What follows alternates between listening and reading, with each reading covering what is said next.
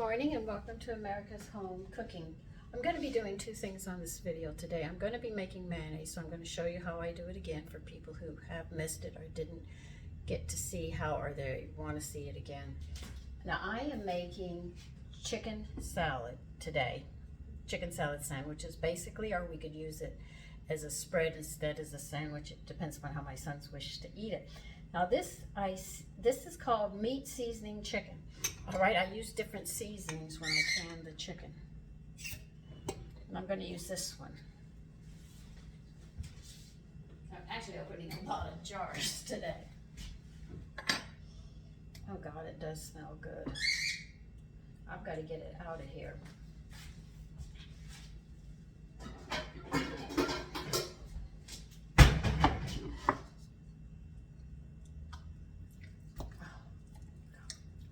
Now there is drippings in this that I will be using. That's why I'm going to clear this whole jar out, take the chicken off. Take the gel off because I can use it to cook with and it'll have excellent flavor, so I'm not going to be wasting anything from the jar. Now if I remember, these are the size, yes. Now when you can chicken and you use the bones, I want you to know that the gristle falls off.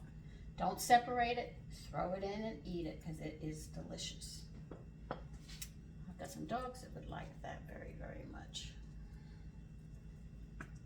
And because this chicken's flavored, I won't have to add a lot of flavor to it. You don't even have to worry about the skin. I mean, you can just dice it up, it just falls apart. Just the whole thing falls apart when you pressure can your meats. And chicken is just one of them that just falls apart. I don't even worry about it. See, here's the gristle. It's totally just falls apart. So that's why I added into my chicken salad.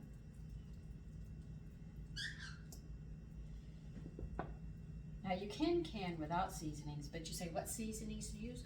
Whatever combination you want. I make chicken and tomato sauce. I can chicken gumbo. I sit there and I can just chicken like this. So there's a lot that you can do with chicken canning it. I mean, don't be afraid of it. I have very little gel left here, but I definitely am going to be using it because I know it's full of flavor. I'm just trying to get all the chicken out first. So you'll get the gristle. That, I want to save that because I'm going to use that.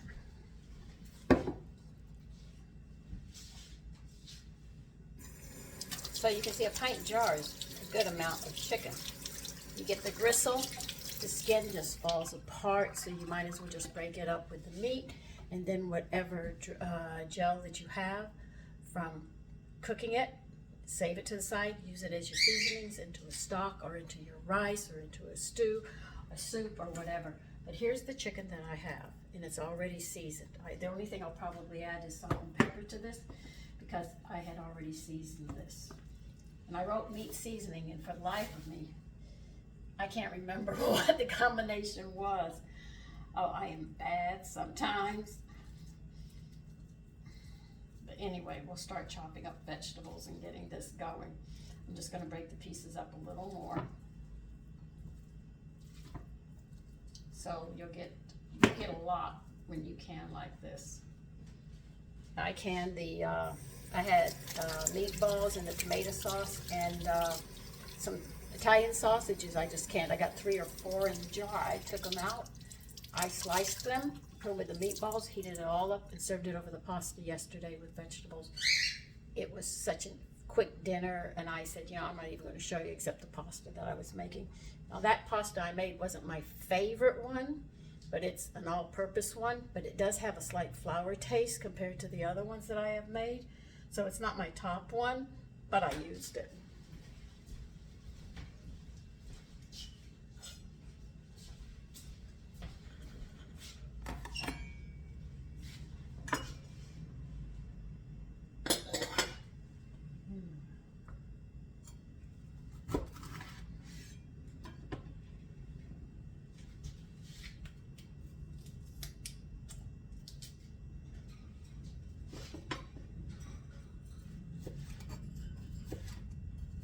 I'm gonna put a piece of red bell pepper in here and chop it up.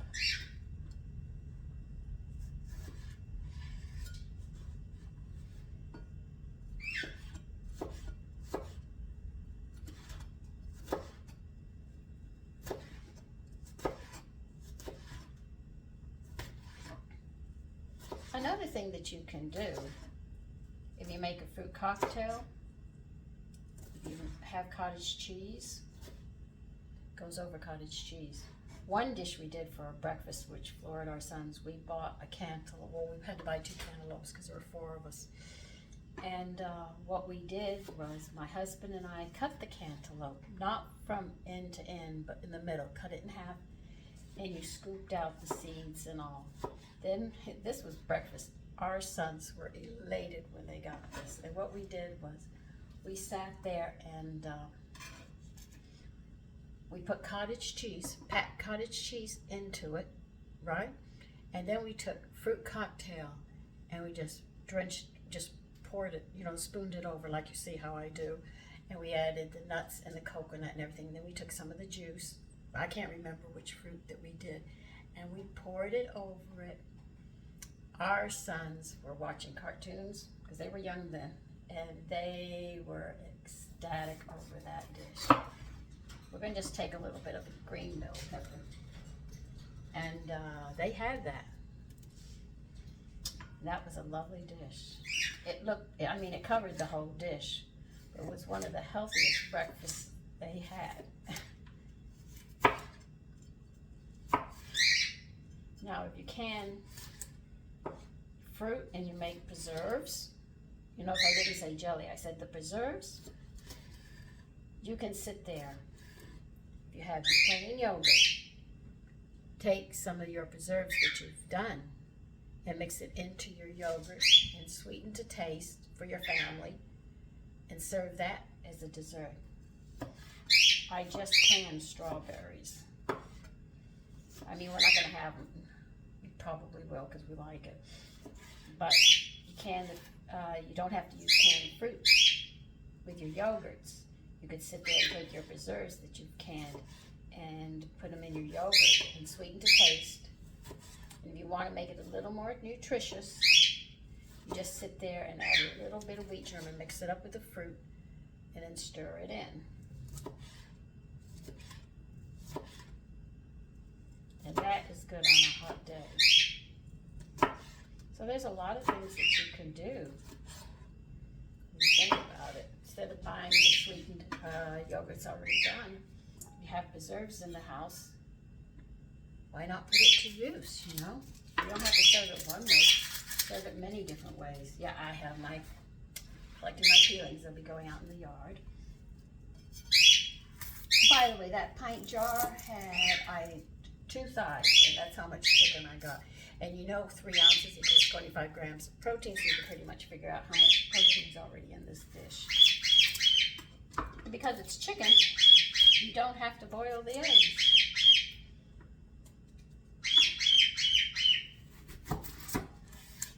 I know sometimes you see me cooking something, you wonder why I'm not showing you. It's because I'm showing you other things. I can't show you everything. It's very hard. I don't think my phone would ever turn off on some days. Now they said we're going to get back down into the 40s by Thursday, I think, or Wednesday. I tell you, I can hear the sickness coming. Now I did try something with myself. I got some poison ivy. Poison ivy and I are enemies, by the way. We don't get along at all.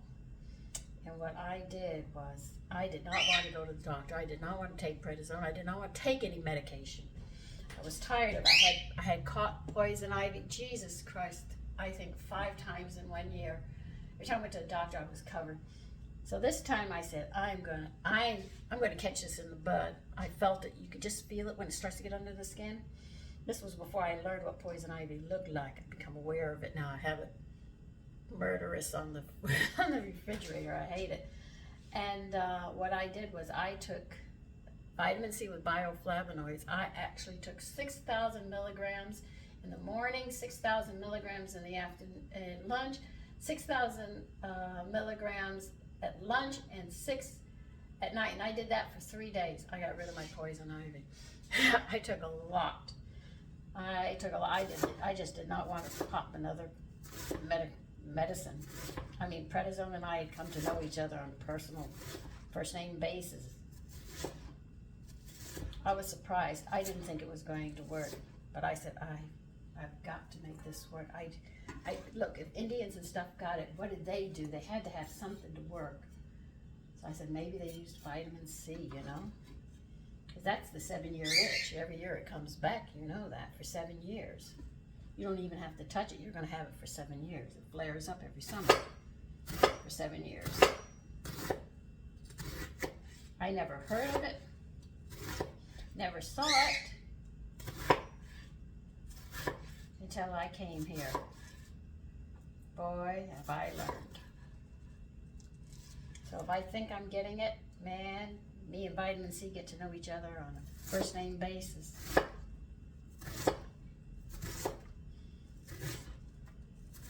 Now we're putting a whole onion in this. We're going to put a stalk of celery. And I'm adding garlic.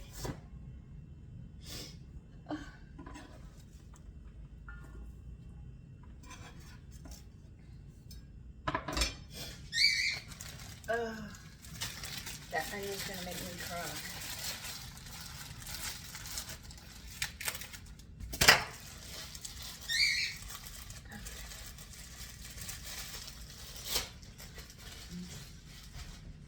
Let's get some of this off of here.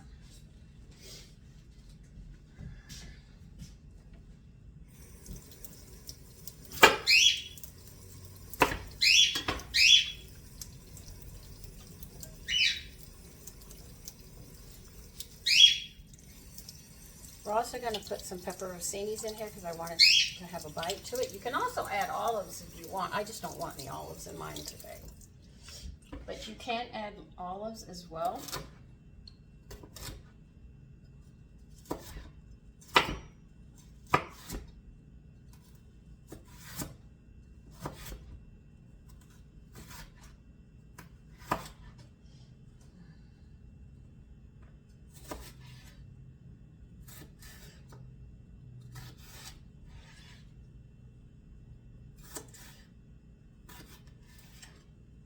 Don't jinx me, I do not want to be cut today. My hands are already sore. I was in the yard yesterday, cleaning the yard up. The Bible stated point blank, every 7 years you have to rest the yard so you don't work it. I have spent, that was the worst thing I could do. I have a mess in that yard now. Boy, I had it down. Had it going. I said, well, I have to rest it this year, so don't do anything to it. Man, I had weeds, grass, everything overgrown. I had a mess to clean up. And I've gone through the strawberry patch, the blueberry patch. I took care of the silver bells. I took care of the, Jerusalem artichokes. I'll be harvesting them in the autumn this year. Last year I planted them, but I didn't harvest them. I wanted them to have an extra year. And I took care of the rhubarb, and I took care of the asparagus. And I've got so much more to do. Oh, and I took care of my, what do you call them? They're not boysenberries. They grow up north. Oh, they used to make wine out of it. I can't think of the name. I cleaned that up too. I'm going under the cherry tree today to pull those weeds. If there's a poison ivy in there, I'll be popping vitamin C again.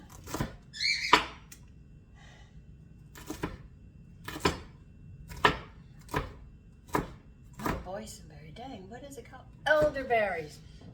Because my son kept on mowing down my this is my third elderberry. He mowed it down every year. So I put stones around. I said, now you can't miss it. So this is like my third one. I had a fig tree. I was doing really good. first year I killed it. All right, I admit I'm the murderer.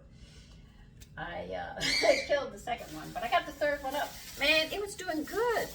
I did everything I was supposed to do. I was happy with it. That gopher was hungry, and because I didn't put anything out for him to eat, he thought it'd be in the yard, and I said, we're at the end of the year. He went and dug it up, ate the roots, and drug it clean across the yard so I could find it to let me know he was unhappy with me. Oh, animals do have a way of getting back at you. I just sat there and said, that's it. I'm not going to grow a fig tree. I wanted to grow a fig tree because I like figs. And he did that to me. I was so mad with him. I think if I could get my hands on him, I would have cut his tail. Just to let him know, or shave his buns and catch a draft back there and deal with a cold. And no, I was mad with him.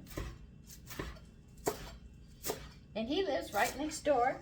He lives under a shed, right over there. And he comes out. The birds sit up in the tree. They see me planting the seeds, and they go, ooh, goody, goody, goody, goody. I mean, I spend more money at the store. And all that work I do, they get all the food. The only thing they leave me is raspberries. It seems none of them like raspberries, so I get raspberries. But I diligently work at it. I mean, even the squirrels were greedy. There were 3 peaches left on my peach tree, and I figured they'd let me at least have that, right? Oh no, he was up the tree. He put one in his mouth, one in his arm, and then he barely nipped the third one and went up the tree. And I said, now that's really being greedy. And he just looked at me. I'm sure he probably said, well, you humans are greedy. You eat all the food and don't leave us anything, so they're going to make up with me anyway. And yesterday I had a lovely visitor. I got to see the raccoon. As you can see, I love nature. I really do. I just think they're beautiful animals. I have to get a fork to get some of these out.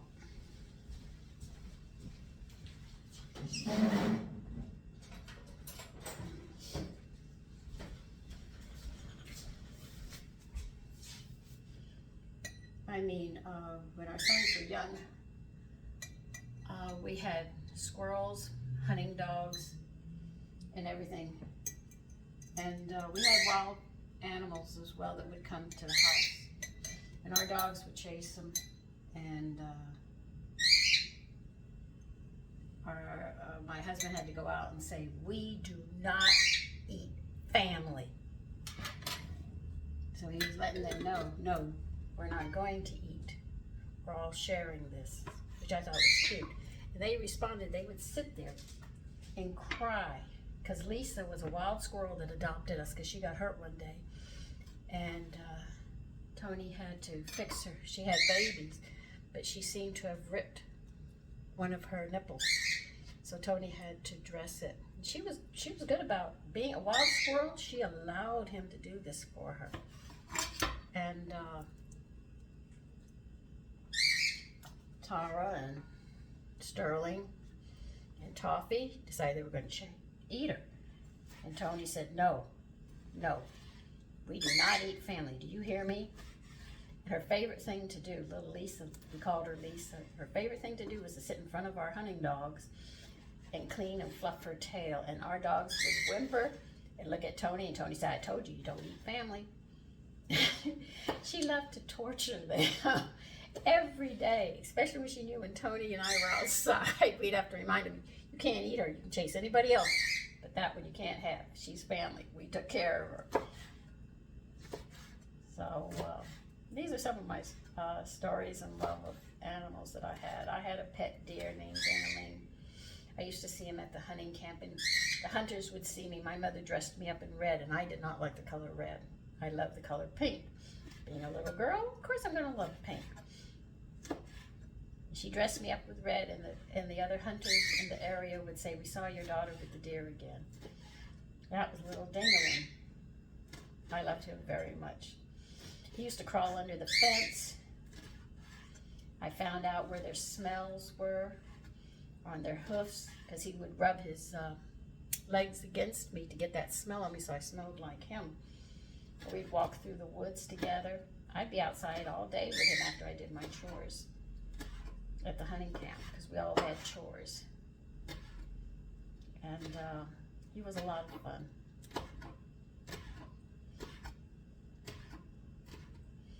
So I've been around animals all my life. Not having them is almost like being naked, you know, because they are so much fun. Annoying, but fun.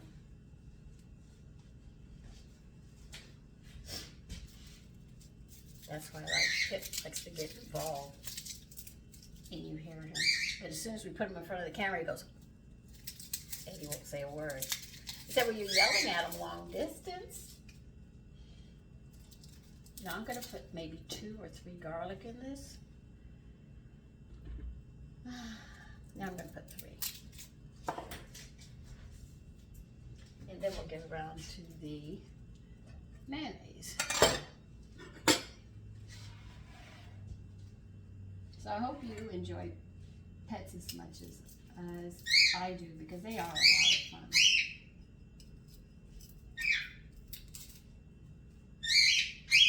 Being close to a wildlife sanctuary, I think it's what, 5 blocks from me? I wouldn't be surprised if I see deer. Last year the geese came and visited me from across the street. They had their babies with them. They came marching up in the front, came alongside the house to the back. I took pictures of them. It was so nice, Mommy and Daddy. And I saw how Daddy would step out into the road to make sure there were no cars coming, so he could get his little family back over to their nest. Well, their home, really, that's their home. So I thought that was really cute.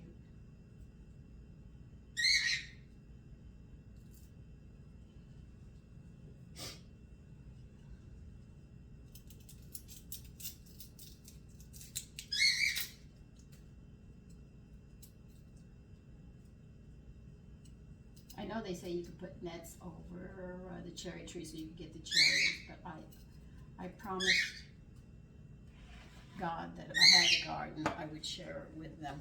I watched the gophers 3 days eat cantaloupe. They took one of my cantaloupes. They just ate, and they left the skin, and I picked it up when they were done.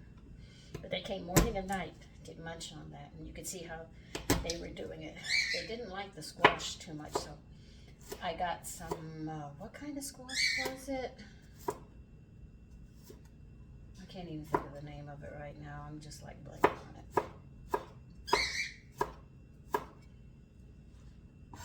Now, when I canned my chicken, I did not add salt to it. So I know I will have to put some here, because they want you to use canning salt if you're going to salt. So canning salt doesn't have iodine in it, so I'm real quick not to add that. So when I cook, I'll add it then, and I'll use the kelp. Okay, we're going to have to get the mayonnaise pretty much going. I'll get the salt to this later. So we got the vegetables chopped. If you want to put olives in there, by all means, go ahead. Okay, because I'm going to be making mayonnaise, I'm bringing you right up here so you can actually see how it's done, because people ask me about it. So let's do it again.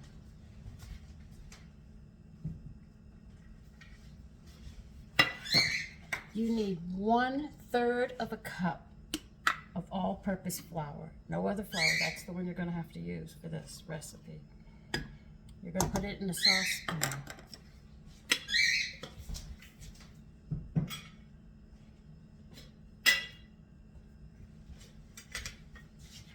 You're going to need 1 teaspoon of sugar.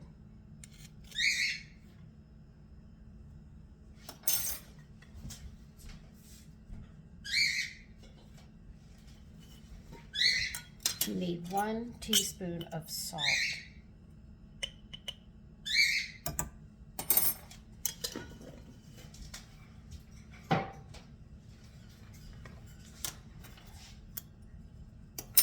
You need 1 teaspoon of mustard. Now you can use golden mustard or regular mustard in the spice. Either one of those will work well. And what you have to do is you have to whisk this very thoroughly, or you'll have lumps in your mayonnaise. That's one thing you really have to do. I use a whisk to make sure I thoroughly mix this.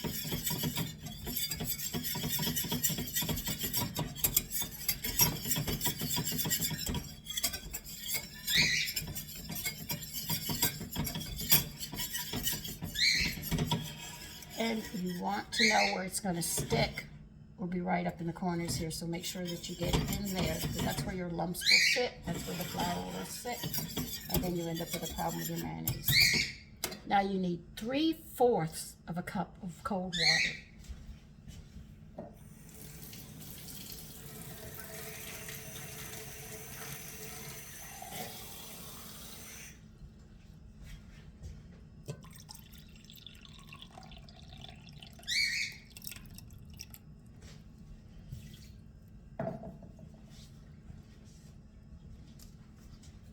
Now add 1/4 of a cup of lemon juice, or you could use fresh lemon. You'll have to squeeze it, make sure you don't get seeds in it.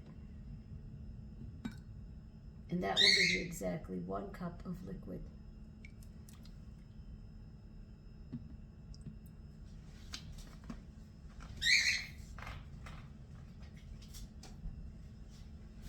You're going to pour it in here and mix it. We're not even turning the flame on yet.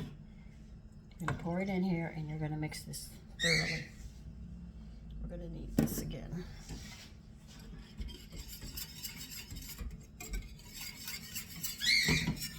A whisk would really be good at this point. Go into those corners, because that's where the flour is going to sit, on the edge, where it comes up on the side and the bottom.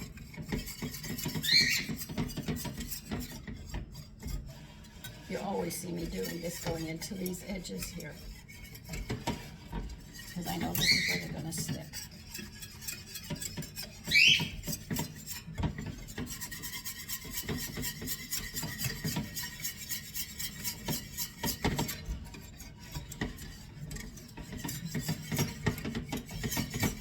Now remember, this is a cooked mayonnaise. This is a mayonnaise that can actually sit out and you don't have to worry about it separating. These other ones will always separate. Believe you me, I have made every last one of them long time ago, and they all, as soon as I put a potato salad out or a macaroni salad out or a sandwich, they would separate because there's no binder holding them.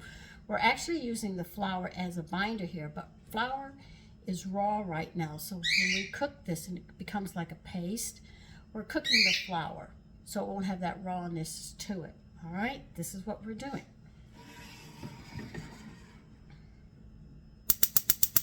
Now you're going to turn your flame on. You don't need it on high, but you do need it to get up there. Now here's where you can see the texture of it, and I want you to see it. So I'm going to bring you really close and put you down, because you have to see it to understand what's going on here. All right, so I'm sorry I'm going to be doing this, but this is to help people understand. So without that binder, your mayonnaise will always separate. All the mayonnaise you buy in the store have binders in it, but to keep the egg from going bad, because mayonnaise is made with eggs, they sit there and they put preservatives in it to retard it. It's like what they do with dead bodies, okay? In order for the funeral people, dress them up, they put, what is it they put? Embalming fluid in there. And that's what preserves the bodies from breaking down. But in time, they will, but it takes a longer time. That's why people who don't use embalming cremate in a hurry, or they bury their loved ones in a hurry. I know that sounds sort of vulgar, doesn't it? But, you know, to give you an idea. And if you use Botox, that's what they're putting under your skin, is embalming fluid. They just changed the name of it because they're trying to be cute about it, but that's what they're doing.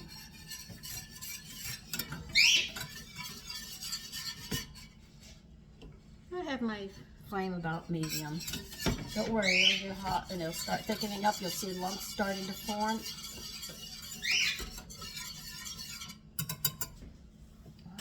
I'm done with the whisk. Just a little spoon now. Make sure you stir. See, it's already thickening up. in the corners. That's why I say you watch those corners. Now watch carefully. You'll see bits and pieces floating in here. That's because that's already thickened up.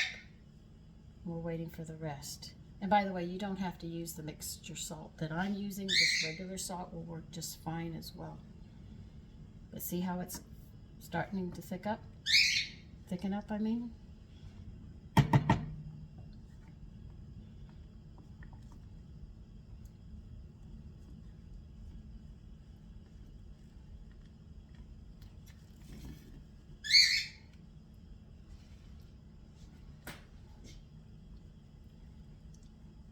Make a lot of mayonnaise, so this is one recipe I can usually remember pretty good. See how thick it is?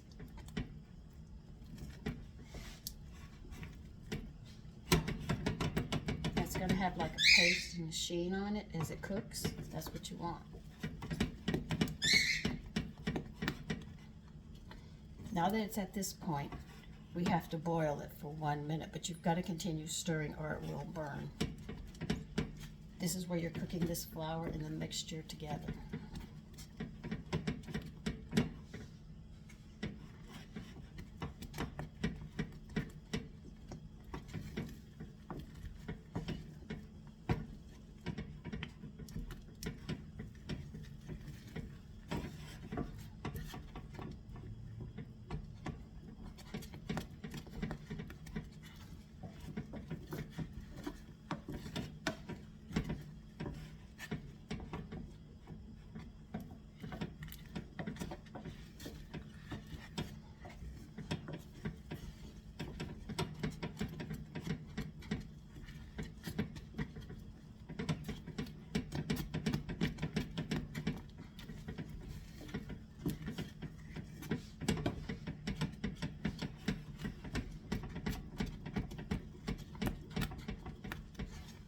See how it's getting a shine to it?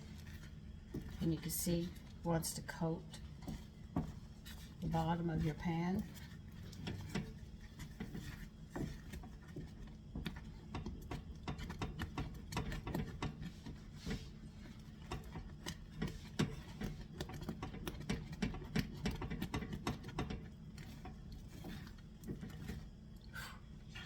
Gets hot.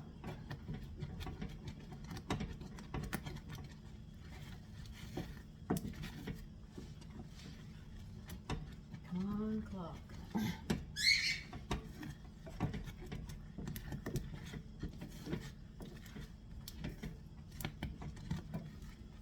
Okay, now let me go get other stuff and we'll start putting this together.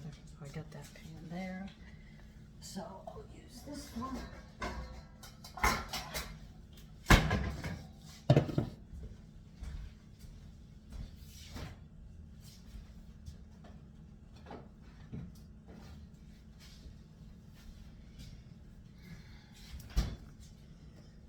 Okay, you're going to need 1 cup of oil. Today I'm using corn oil. Your oil will dictate the taste. If you use olive oil, it's going to have more of a robust taste and flavor. If you use like corn oil, it's milder. If you use sassafras, it's even milder still. So your oil is actually going to dictate the taste of your mayonnaise.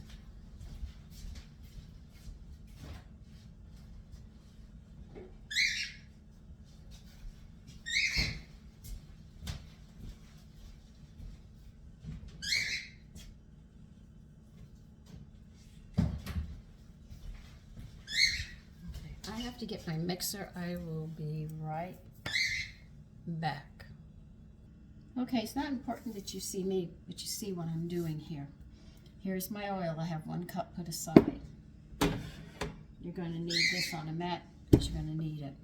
You're going to crack 2 eggs into this bowl.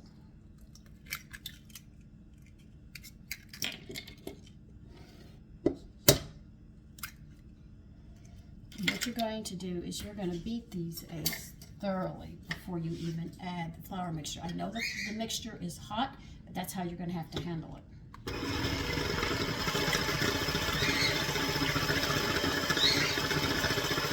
That's why it's important you beat these eggs thoroughly.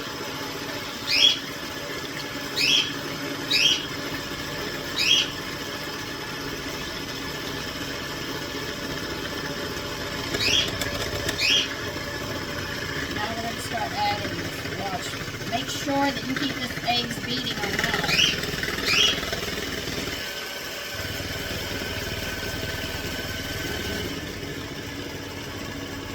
Because it's going to get real thick. Because if you do it and you don't beat it right away while it's coming in, your eggs will cook from the heat. But when you mix it like this, you got it. I have some more in here. I'm just going to scrape it out.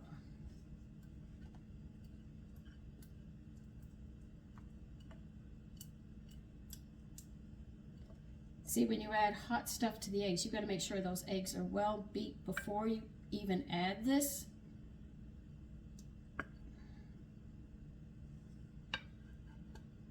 I've added just about all of it, so you know, at this point I'm pretty good at it. You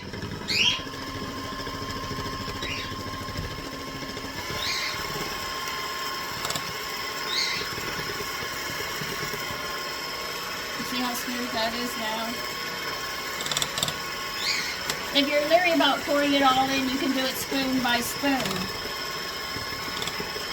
Well, like I said, I've made this a lot.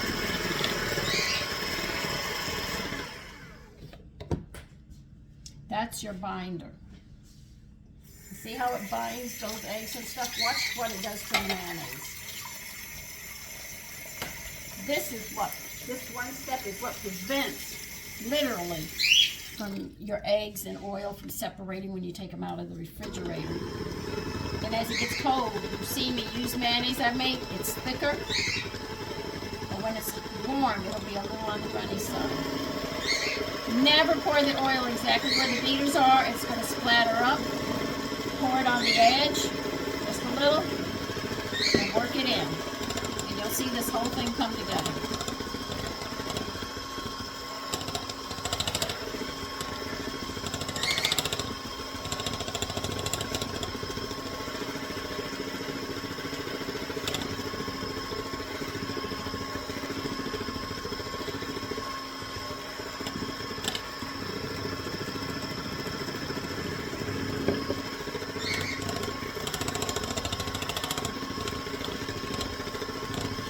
See, it's holding, isn't it? It looks nice.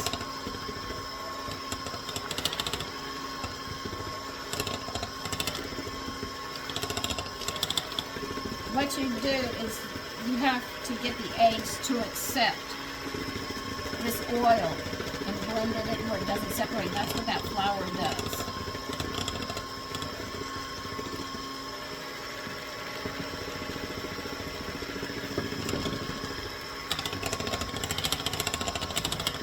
Do not pour all the oil in at once, you'll have a problem. You have to work it in. As they call it, emulsify, you're actually getting them to gel together. The flour does a wonderful job, believe you me.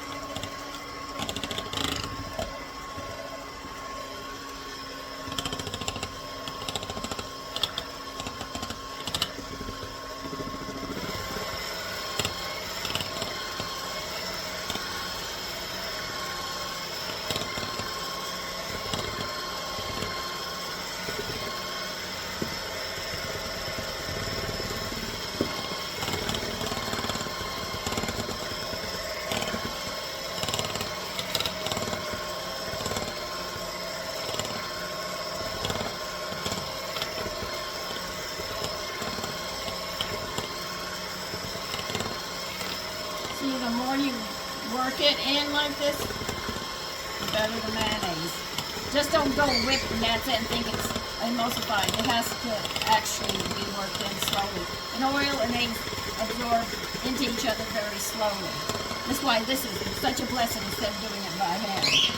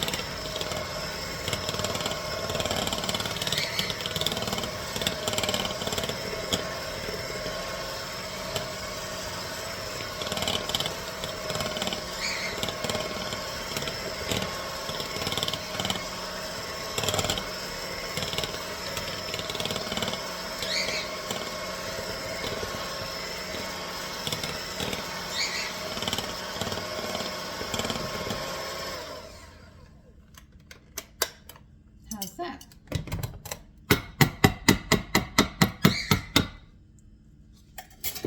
That's how you make mayonnaise. Always remember that if you take shortcuts, you're not going to get the quality of food that you look forward to. It's very important. If you want to make a good meal and you start taking shortcuts, you're going to lose out, and your family loses out in the long run as well. So if you want to learn to cook, cook right or don't even bother. It doesn't make any sense because your family's going to pay the price then in the long term with their health because you take shortcuts. So now let's get the chicken salad going, okay?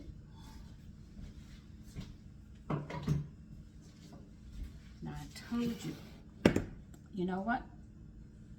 Yeah, I'm not going to put it in. I usually put a vitamin E in my mayonnaise, but I'm not going to do it today. Where did I put it? It's on the table in front of me.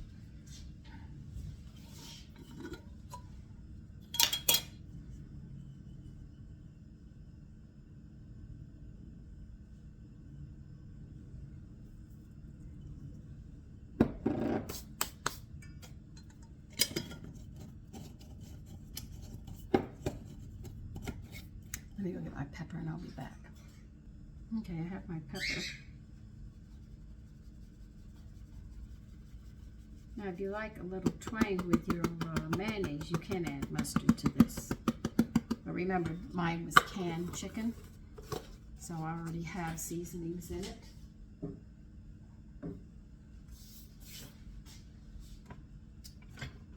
I'll use this one to stir and this one to work the mayonnaise.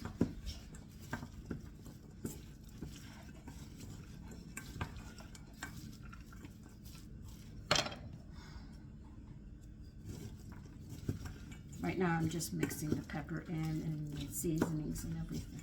Well, what I added, the chicken and the vegetables, mixing it all up before I put the mayonnaise in.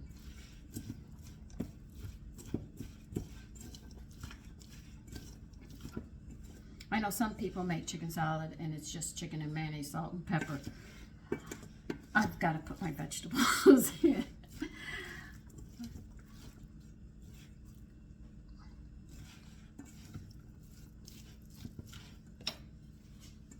Now, how much mayonnaise, that is up to you. It's really up to you and your taste in that part. But you can see the mayonnaise is thick. Let me turn it around. See how thick my mayonnaise is?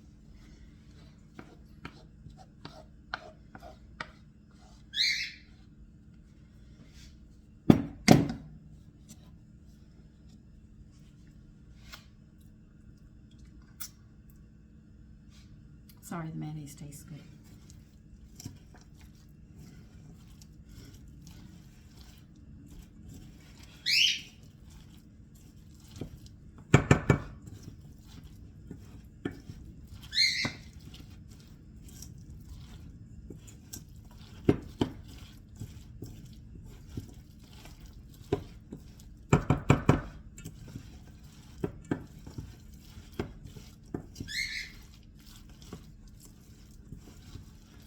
Now, this chicken salad could be served over greens, and you could toast, and or if you have crackers, or if you made your crackers. I have a few cracker recipes. I tried one.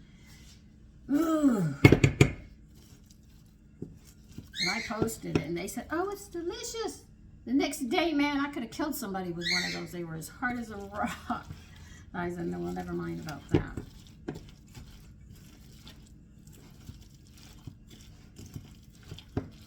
So you cut your bread thin, you can toast it. You can broil the bread if you wish. You know, turn it over to the other side and cut it in quarters, slices of bread. After you toast them, and use those as like crackers if you wish. You can serve dill pickles next to this, or you could dice dill pickles into this. You could serve, like I said, I'm serving fruit with mine. You could sit there and serve different vegetables with it if you wish. Raw vegetables are nice, or if you have a pickled garden vegetables, they're nice to go alongside this. I know you're probably saying, that's a lot of vegetables. Yeah, well, people used to eat a lot of vegetables. So this is it, and this is mine.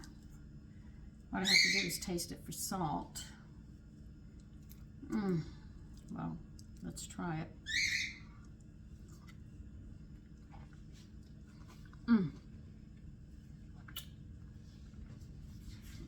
I think I better add some more salt.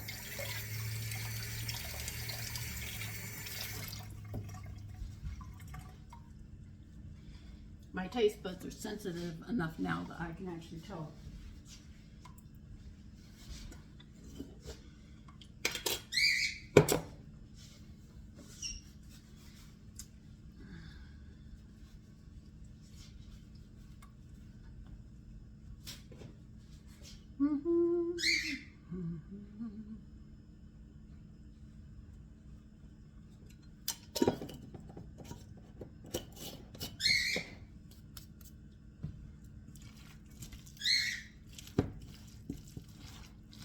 I love walking down the aisles at the supermarket, and I say, I can this. It's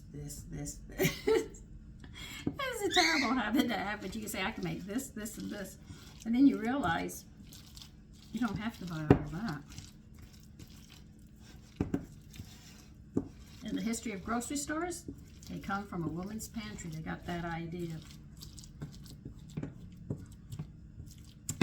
Make a woman's life easy by, we'll do the canning and stuff, and she can pay us her money and everything else. Women used to be very busy. Okay, here we go again. Let's see.